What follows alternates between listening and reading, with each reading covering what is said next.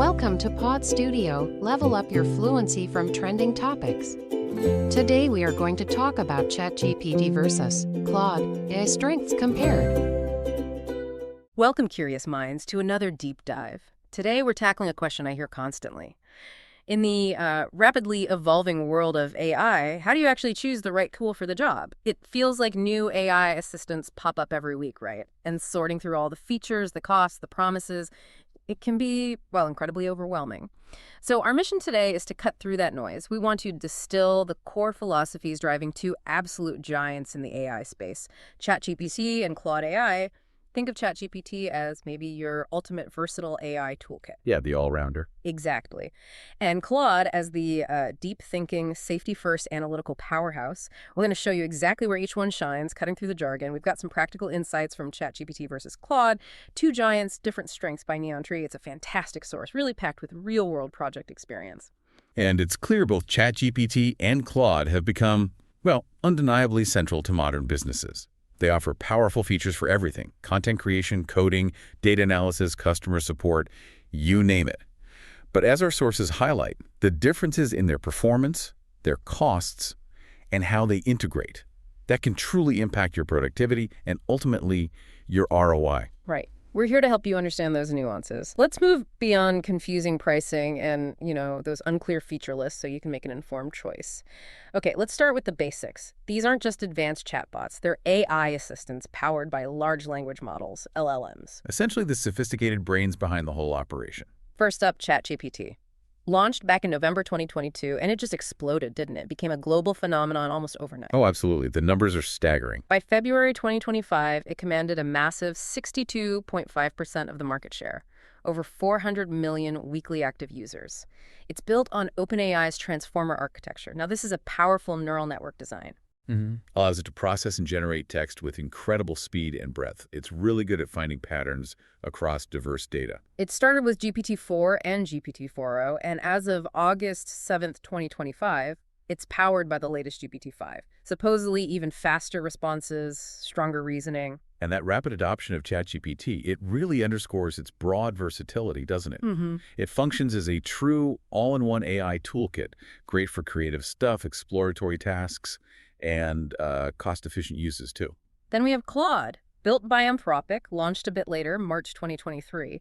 But it's quickly established itself as a really strong alternative. Definitely making waves. It's based on Anthropic's constitutional AI framework. Now, what does that actually mean? Well, it means it's designed with a set of internal principles, sort of guardrails built in, almost like a pre-programmed ethical compass. Okay. So it allows it to self-correct and prioritize safe, reliable reasoning. That's especially important for sensitive or high-stakes applications. And Claude 4, with its Opus and Sonnet models, uses a hybrid architecture. That's right. It balances speed with that deep analytical thinking. So that constitutional AI framework is pretty crucial then. It is. It really reflects Anthropic's deep focus on safe reasoning, long context understanding, and reliability. Sure, it has a smaller user base than ChatGPT, nearly 19 million monthly active users, but it's gaining traction fast. Especially with enterprise teams, I hear. People looking for that depth and safety. Exactly. Claude really shines in advanced text and code work.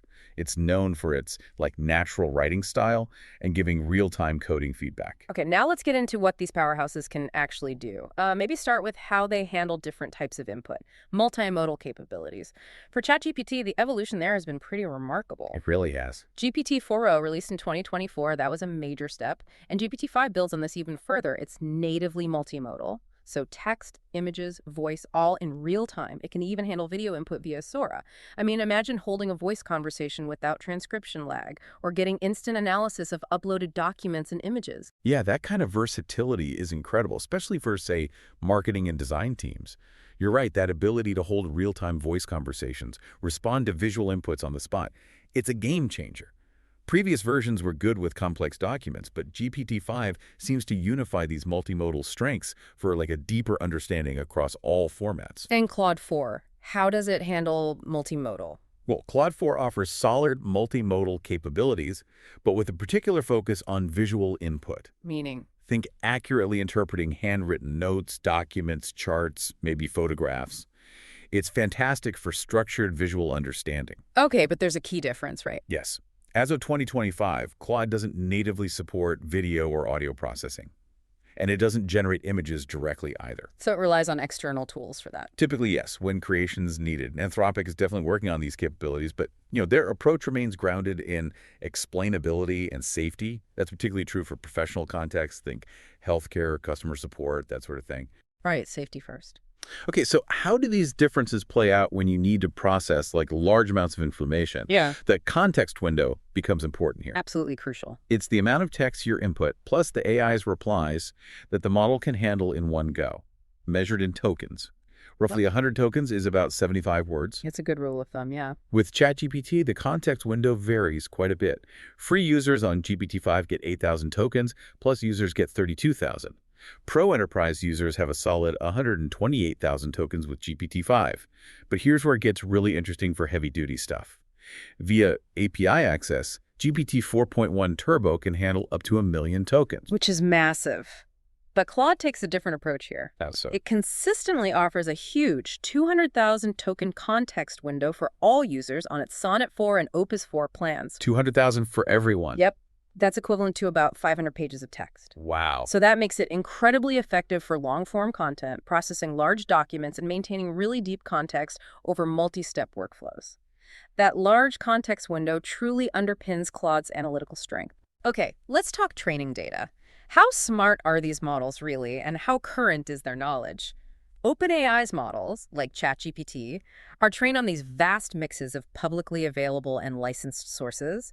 GPT-4 reportedly trained on up to 13 trillion tokens. Just an enormous amount of data. Their knowledge cutoffs vary a bit, October 2023 to mid-2024, depends on the model. But plus, users can get more recent info through web browsing. And they use reinforcement learning from human feedback, RLHF. Right, to refine responses based on what humans prefer. Make them more helpful, less problematic. So how does Claude's training data differ? Well, Claude's approach is quite distinct. Yes, it uses public and licensed data, but it actively avoids social media data. Why is that? Primarily due to toxicity risks. It's a direct result of that constitutional AI framework we talked about.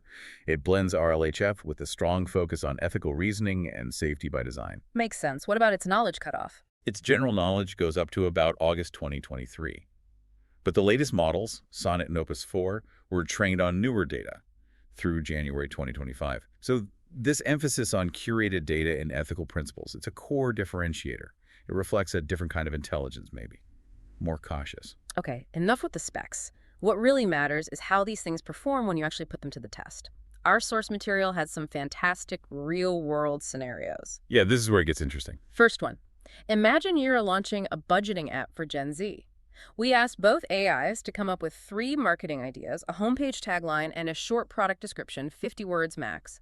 ChatGPT gave us these visually led, kind of easy to execute ideas, things like spending wrapped and memified budget buddies. Sounds very ChatGPT. Practical. Yeah, and a punchy tagline. Track it, stack it, flex your finances. It felt well structured, ready to go, maybe a bit safe. Okay, and Claude. Claude's response, well, was quite bold in contrast. It really leaned into culturally aware ideas, like things like budget reality check and an anti-cringe money app. And it gave us this memorable tagline, budgeting without the boomer energy. Huh. Okay, I can see that landing with Gen Z. Exactly. It really captured the culture, felt ideal for brand storytelling, more emotionally resonant messaging. It's clear Claude has a knack for that nuanced tone. Okay, scenario 2. High-pressure tech problem. A payments API is giving intermittent 502 errors during peak loads. We need a root cause checklist and 2 mitigation strategies with estimated effort and risk. ChatGPT gave a clear, pretty traditional 7-step checklist focused on basic diagnostics. Yes, accessible. Yeah, exactly. But the effort estimates were a bit vague, just medium or low to medium, and the risk analysis felt quite general. Right. How did Claude handle this technical challenge? Yeah. Zooming out, Claude delivered a much more comprehensive, detailed analysis. It covered multiple layers, load patterns, application internals, database performance, even external dependencies. More thorough then. Much more. And its time estimates were specific, like 2 to 3 weeks or 4 to 6 weeks. It also included a stronger risk assessment with pros, cons, rollback strategies. Wow. Honestly, it felt like a response you'd get from an experienced senior engineer. Invaluable for enterprise-level systems where that kind of precision is absolutely paramount. Okay, here's a really challenging one. Test strategic thinking. Your team spent 2 months on a new AI feature, launches in 2 weeks, 20 grand spent on marketing, 5,000 premium users promise. Uh-oh, I sense a problem coming. You guessed it. A major flaw is discovered. Launch delayed by 3 to 4 weeks, your main competitor. Launching a similar feature right on schedule. And investors expect strong engagement metrics next week. What do you do? Ouch. That's a nightmare scenario. What did ChatGPT suggest? ChatGPT's plan was pretty simple. Launch now, but with limits. Fix it later. Call it a limited beta, maybe add correction buttons. The focus was really on keeping the launch date and not wasting that marketing spend. Okay, a direct, maybe pragmatic approach. What about Claude? Claude's response was? Well, much more complex. A three-part strategy, actually. It aimed to turn the crisis into a marketing opportunity. It suggested making users feel like partners, like they were hoping to train the AI. Even proposed gamified elements. And get this, Claude provided detailed scripts, separate ones for investors, users, and the media. Really? Yeah. Specific scripts. Yep. Now, obviously, it'd be harder to execute quickly, but that kind of thoughtful approach could potentially build stronger user loyalty and position the company as more innovative, more transparent, perhaps. Interesting contrast. Okay, next. Customer support. You have a deeply frustrated customer locked out of their workspace. Critical deadline looming. No response from support yet. They're demanding to know what's going on. Another tough one. How did ChatGPT handle it? ChatGPT offered a calm, professional, empathetic response. It provided actionable external next steps, like escalation paths. Useful, but maybe a bit. Detached. Yeah, that's how it felt. They couldn't really impersonate a company representative directly. And Claude. Claude's approach here was much more immersive. Almost like role-playing. Role-playing. Yeah. It responded as if it was the support team, expressed strong empathy, took full responsibility, explained the issue clearly, offered concrete internal resolution steps, updates, direct contact, even service credit. So it really stepped into the role. Absolutely. It excelled in de-escalation and tone calibration. It felt deeply human, honestly. That's a really powerful capability for sensitive customer interactions. Okay, data analysis. We asked both to analyze global mean land-ocean temperature anomalies from 1880 to the present, highlight trends, create visualization, provide insights. A classic data task. How did ChatGPT do? ChatGPT clearly outlined the dataset, noted the warming trend accelerating after 1980, and it generated a nice, clean line graph using Python. Then it offered to go deeper into the analysis, so great for quick visualizations, especially with structured datasets. And Claude's approach. Claude went broader and deeper. It segmented the whole 145-year dataset, monthly, seasonal, annual views, distinct historical phases. And it strongly emphasized human-driven climate change. How did it handle visualization? It provided multiple interactive charts using its built-in artifacts tool. This offered a really comprehensive, ready-to-use visualization experience. Artifacts tool, we should circle back to that. Definitely. But for this task, it made Claude ideal for generating visuals for storytelling and for analyzing large, maybe unstructured datasets. Gave you the full picture. Right. Now, for our developers listening, how do they stack up in coding? Always a key question. ChatGPT's latest models, GPT-4o, GPT-4.5, they're fast, they're clear. They generate clean, reliable code for quick scripts or even complex builds. GPT-4 is pretty good at interpreting logs and error messages. Apparently can even use screenshots to turn UI mockups into code. That's handy. And for really large-scale projects, that GPT-4 Turbo via API with the 1 million token context window, that unlocks potential for autonomous workflows. So fantastic for rapid prototyping, maybe beginner-friendly assistance. Okay, so good all-around coding help. What's the picture for Claude? Looking at the broader picture for coding, Claude 4, particularly Opus 4, is really touted as Anthropic's most powerful model. Some say a world leader in coding. It scored an impressive 72.5% on SWE Bench. Now, for developers, that benchmark shows its advanced ability to autonomously fix real-world software bugs. It's a testament to its deep understanding of complex code. So it's built for the tough stuff. Exactly. Complex, long-running tasks, understanding large code bases, supporting agent-based workflows. It's shown proven performance over, like, 7-hour refactoring tasks. Wow. Sonnet 4 is also excellent, generates clean code with near-instant replies. And they have Claude Code, an agentic assistant that integrates with tools like VS Code and GitHub Actions. So Claude excels at Deep debugging, detailed explanations, and large-scale multi-file code management. More for the experienced dev working on complex systems, perhaps. Okay, beyond pure performance, how easy are these tools to actually live with day to day? And what are they going to cost you? Yeah, the practicalities. User experience and cost. ChatGPT seems built for flexibility. It's got a clean, responsive interface, works across devices. You've got the sidebar for past chats, custom GPTs, tools like Code Interpreter, DLLE for images, and integrations. Microsoft 365, Slack, Zapier, Shopify, Salesforce. It connects to a lot. It really feels like that all-in-one toolbox designed for broad usability. Claude, though, offers a more focused, maybe structured environment. It feels ideal for deep reading, document-heavy tasks. And you mentioned artifacts earlier. That's a unique feature. It displays outputs like code or structured data in a side-by-side panel. Makes iteration much easier. I see. So you can see the code and the result together. Exactly. Yeah. It also offers a learning mode for educational settings, which prompts users with questions instead of just giving direct answers.